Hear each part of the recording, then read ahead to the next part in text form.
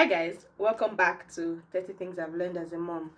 Today's lesson is simple but very powerful, and that is play with your child. Play with your children. Learn to play with your children. You know, children experience the world through play, right? They don't yet understand, oh, this is 9 to 5.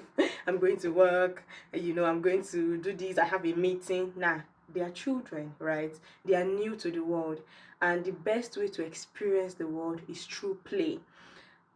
I'm sure that a couple of us could have seen videos online that shows a difference between parents who are always on their phones or doing things while their children are there, and parents who engage with their children during activities. The parents who engage with their children are going to be raising more powerful and self-conscious and stronger children, if I'm permitted to use that word, than parents who are just on their phones and don't really look at their children. So you must learn to play with your children. I dare say that it is neglect if all you do in a day is just be on your phone, do other thing apart from interacting with your child. It's a form of neglect because children don't know what they're supposed to do in the day. You are the one that you're trying to help them build a routine, help them understand things, and they learn through play. And that is why there are loads of toys out there that can help your children, right? It gets to a point where they would understand colors, where they will understand shapes, where they will know sounds. But even right from when they are babies, play with them. Don't get too busy and saying, oh, I have a lot of things to do, who has time to play? No, just that 10 minutes of, okay, whatever toy they are playing with, show them how to, my baby recently got stacking cups, for one of the gifts for her birthday. And sometimes she just holds them as toys. She doesn't know that, oh, you have to stack them. So sometimes I show her to stack them, and sometimes she does it, sometimes she doesn't yet understand. But we play together, right? I always say this: when your child wants you to hold them, play with them, stop thinking about the chores you have to do. Yes, I know you have chores to do. The plates are there, the laundry is there, you have to make the bed, you have to cook dinner. But taking out 10 minutes to just sit down and play with your child would mean so much to them than the chores you're trying to do. Always remember that this is your child's childhood. A lot of adults talk about how their childhood was stolen from them, how they wish they could turn the hands of time and have a better childhood. Some people will see videos and say, oh my god, this just healed my childhood. So if you know that you wish your childhood was better, and now you're a parent, you have that responsibility to then help your child have a better childhood.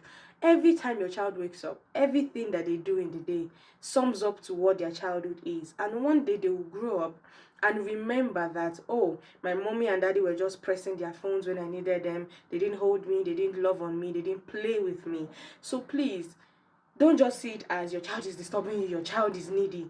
This is their childhood, and the onus is on you, the responsibility is on you to write a beautiful story with their childhood. Help them create beautiful memories. Help them create beautiful memories, to be honest, so that they don't grow up to becoming broken teenagers or broken individuals in the society just because they didn't have a beautiful childhood. So play with your child. It's not so hard, right? You don't even have to buy all the toys in the market or all the toys on the shelf. You don't if you can't afford everything, it's fine. Just get few ones that you can afford and something interactive for you to play with your child with. Sometimes you don't even need toys. The other day I just held my baby, you can throw her up, hold her, play. Like, that laughter that they experience is what will sum up their childhood. If a baby grows up and is always crying, crying, crying, crying, crying, it's going to impact on their character, impact on their behavior. And if a child grows up and is always laughing, more laughter than cry, and things like that, it's also going to impact on their character and their behavior. So if you want your child to be an adult one day that has good emotions, balanced well-being, it starts from the day you give birth to them, right? you know Sometimes I just read up things, and research shows that children that are always left in their cots, and they just cry themselves to sleep. They experience, I think there's something called syndrome. I'll try and look for the name. Like it has like a particular name, and it shows how children, a lot of children, have gone into freeze position. Reaction is either fight, flight, or freeze. And a lot of children, babies, because they don't understand things, they just go into freeze, and some of these experiences has damaged their brain. For some children, because of this, when they experience neglect and all of these things, many have gone into shock. Like babies go into shock, because when a baby is crying and how are still crying, doesn't find soothing, doesn't find comfort, the brain is interpreting what's going, and at some point it just becomes too much for the emotions of the baby, and they just freeze, and some can go from there, right? So please, let's not think, oh, they're just babies, they can't remember anything. A lot of people will say, hi, they can't remember anything until they're like 3 or whatever. But those experiences, even though yes, they might not remember things, for me, my earliest memory was when I was 4. For some children is 3, but it's going to be somewhere in their brain that they were neglected. It's going to be somewhere in their brain that they were always crying. And some parents will say, my child, I use the cry it out method. When they cry, they will sleep themselves. No, I think that is damaging your child, because the child will cry day 1, cry day 2, cry day 3, and when the child sees that nobody comes, then the child will stop crying, and then you will think that, oh, this child has understood things. But it is in their emotion, it is somewhere in their brain that these people don't care. They hear me cry and they don't come to help me or to soothe me.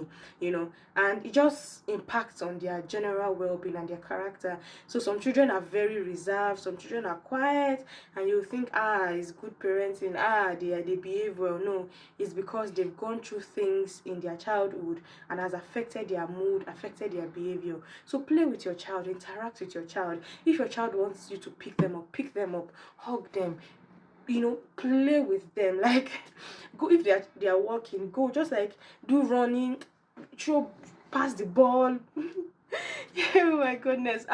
This thing is really, I'm passionate about this thing because I work with children. I've worked with children in different capacities, and it always gives me joy when I see happy children, and it breaks a part of my heart when I see children that have gone through neglect or abuse, because even though they go through counseling and everything, a part of them still feels that pain.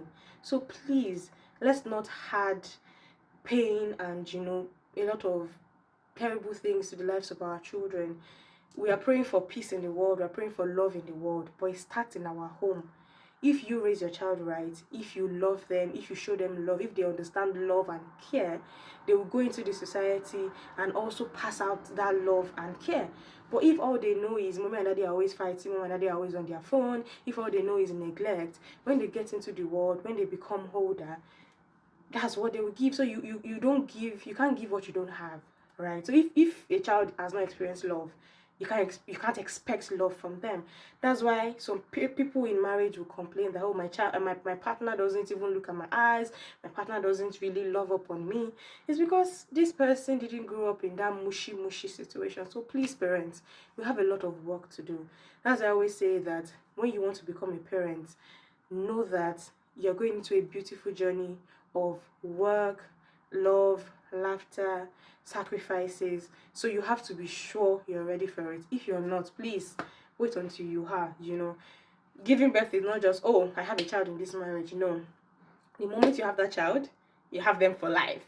Even my mom still checks up on me, checks up on her grandchild. So when you give birth to a child, is forever. Even when they become parents themselves, you still have to show them love and support as much as possible. So play with your child today.